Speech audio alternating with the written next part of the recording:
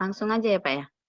Iya Bu, silakan dimulai dari perkenalan, mungkin nanti disebutkan mulai dari nama, nomor UKG, apa unit satuan tugasnya juga boleh Bu, asal biar agak panjang rekamannya Bu. Bentar, Pak, tak setting Kenalkan dulu. diri, ngajar kelas berapa, gitu. Itu boleh Bu.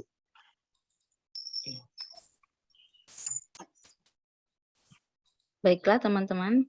Assalamualaikum warahmatullahi wabarakatuh. Waalaikumsalam warahmatullahi wabarakatuh. Perkenalkan, nama saya Tati Puspitasari, unit kerja di UPTD Satuan Pendidikan SD Negeri 2 Fajar Asri. Saya mengajar di kelas 6. Baiklah, langsung saja hari ini atau pagi ini saya akan mempresentasikan hasil diskusi kita kemarin tentang rencana evaluasi. Izin saya share screen dulu ya Pak ya.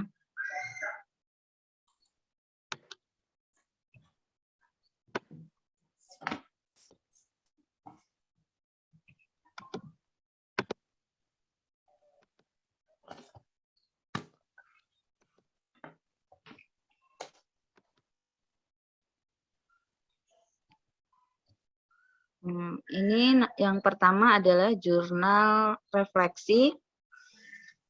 Jurnal refleksi ini berisikan yang pertama itu nama sekolah, kemudian identitas dan kompetensi dasar yang saya ambil, yaitu menjelaskan dan melakukan operasi hitung penjumlahan, pengurangan, perkalian, dan pembagian yang melibatkan bilangan bulat.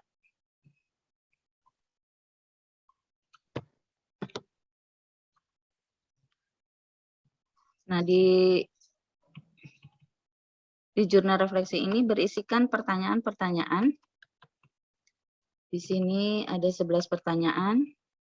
Yang pertama tentang kegiatan belajar, kemudian kejadian yang terjadi selama pembelajaran, yang ketiga peran sebagai pendidik, yang keempat hal positif atau keberhasilan yang dicapai, kemudian kualitas pembelajaran, yang keenam capaian siswa, yang ketujuh hal positif yang dirasakan selama proses pembelajaran, kemudian hal negatif atau kejadian-kejadian yang tidak diinginkan, kemudian hal-hal yang seharusnya saya lakukan. Pertanyaan berikutnya, hal yang akan saya lakukan pada pertemuan pembelajaran berikutnya. Kemudian hasil utama atau kesimpulan dari pembelajaran tersebut. Itu dari refleksi. Yang kemudian yang nomor berikutnya, lembar observasi pendidik dalam kegiatan belajar mengajar. Kompetensi dasar masih sama. Kemudian ini ada petunjuknya untuk kepala sekolah. Yang pertama, diharapkan ini kepala sekolah menilai dari proses pembelajaran yang saya lakukan. Yang pertama di kegiatan pendahuluan, skornya itu maksimal 4. 4 itu untuk sangat baik, kemudian 3 baik, kemudian 2 cukup, dan 1 kurang. Jadi kepala sekolah ini menilai proses pembelajaran yang saya lakukan dengan memberikan skor 1, 2, 3, atau 4 skor maksimalnya. Di sini terdiri dari pendahuluan itu membuka pelajaran, kemudian menggali pengetahuan awal, memberi motivasi yang dapat membangkitkan minat peserta didik, yang keempat menyampaikan tujuan pembelajaran. Nah, dari sini nanti kepala sekolah sambil melihat RPP itu menilai di pendahuluan saya itu udah mencakup ini apa belum gitu, dengan memberikan skor di sampingnya. Kemudian yang kedua, kegiatan inti itu menjelaskan konsep, menggunakan media sesuai dengan materi, kemudian mengoptimalkan interaksi peserta didik, membimbing peserta didik dalam kegiatan pengamatan, yang kelima membimbing peserta didik dalam kegiatan diskusi, yang keenam menjadi fasilitator dalam pembelajaran, yang ketujuh menciptakan suasana pembelajaran yang mengaktifkan peserta didik, Yang berikutnya, memberi kesempatan kepada peserta didik untuk bertanya tentang materi pelajaran yang belum dipahami. Itu bagian dari kegiatan inti. Kemudian kegiatan penutup, membimbing peserta didik untuk menyimpulkan, kemudian melaksanakan evaluasi pembelajaran, memberi tugas, memberi penghargaan kepada peserta didik, kemudian mampu mengelola waktu selama proses pembelajaran, dan yang terakhir itu menutup pelajaran. Itu tadi dari observasi. Kemudian ada observasi terhadap peserta didik. Ini diberikan, ini kita menilai peserta didik. Yang pertama kita nilai antusias peserta didik saat persepsi. Kemudian perhatian peserta didik terhadap pendidik saat menyampaikan materi. Keaktifan peserta didik dalam bertanya, kemudian keaktifan peserta didik dalam menjawab, terus kemudian keterampilan peserta didik berpendapat, ada interaksi peserta didik, kemudian keterampilannya mengikuti proses pembelajaran, kemudian menampilkan hasil kerja, pengerjaan evaluasi hasil pembelajaran. Ini kita untuk menilai peserta didik selama proses pembelajaran. Kemudian ada lembar observasi. Yang pertama, sikap spiritual yang diobservasi. Spiritual itu mencakup ketika berdoa sebelum dan sesudah belajar, kemudian mengucapkan salam sebelum dan sesudah belajar, kemudian rasa syukur ketika berhasil mengerjakan sesuatu, kemudian bersyukur ketika berhasil mengerjakan sesuatu, dan menghormati teman dan menjalankan ibadah sesuai agamanya. Kemudian yang berikutnya, sikap sosial. Aspek yang dinilai dalam sikap sosial itu ada jujur, disiplin, tanggung jawab, santun, percaya diri, dan peduli. Itu aspek yang dinilai dalam sikap sosial. Kemudian ada penilaian wawancara dengan kepala sekolah. Di sini ada beberapa pertanyaan ketika kita wawancara. Pertanyaan untuk kepala sekolah, ada 5 pertanyaan.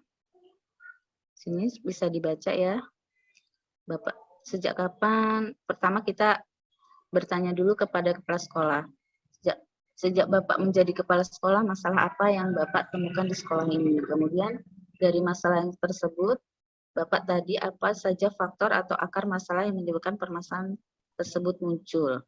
Kemudian dari akar masalah yang Bapak sebutkan tadi, alternatif solusi yang bisa kita lakukan apa saja. Kemudian dari beberapa alternatif solusi yang Bapak uraikan tadi, solusi yang relevan yang mana yang dan apa pertimbangannya. Kemudian berikut hasil analisis yang saya pribadi yang saya tuangkan dalam bentuk lembar kerja 2.1 dan 2.2 yang kemarin sudah kita kerjakan di pertemuan sebelumnya.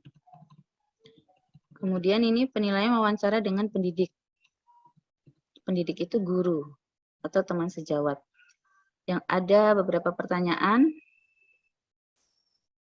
Yang pertama kita bertanya tentang model atau metode yang diterapkan. Kemudian kita bertanya tentang kekurangan dan langkah-langkah pembelajaran dalam kurikulum 13.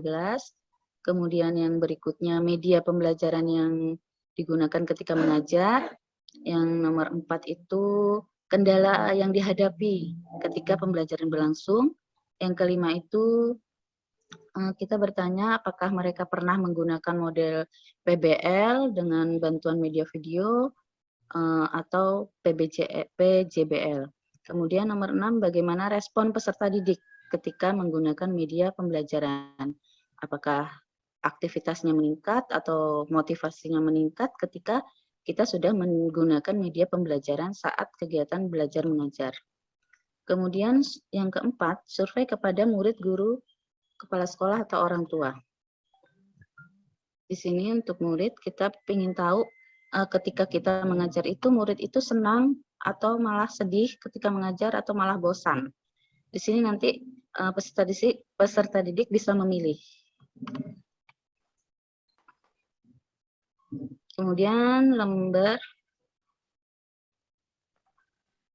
pernyataan untuk orang tua. Di sini nanti saya akan membagikan lembar ini kepada orang tua. Proses pembelajaran di sekolah yang bermutu. Itu menurut informasi yang diperoleh dari anak Bapak, bagaimana pendapat Bapak Ibu tentang cara pendidik mengajar selama ini. Jadi minta saran dan kritiknya kepada orang tua selama kita mengajar atau memberikan ilmu kepada anak didik. Ini merupakan artefak saya karena PBL, Problem Based Learning, jadi saya tidak membuat produk, hanya LKPD yang memecahkan masalah. LKPD-nya ini adalah tentang mengenal operasi hitung bilangan bulat ini untuk pertemuan pertama dengan KD yang sama dari pertemuan pertama dan pertemuan kedua. Saya menggunakan KD yang sama tetapi dengan indikator yang berbeda. 1 menit lagi ya, Bu. Ya. Ini LKPD. Setiap pertemuan saya menampilkan 1 LKPD. Jadi kalau ada 4 RP, 4 kali pertemuan, berarti LKPD-nya 4 yang saya buat dengan submateri yang berbeda-beda. Mungkin hanya itu yang dapat saya presentasikan hari ini. Kurang lebihnya saya minta maaf dan masukan dari teman-teman, guru pamong, dan Bapak dosen. Saya akhiri, wassalamualaikum warahmatullahi wabarakatuh.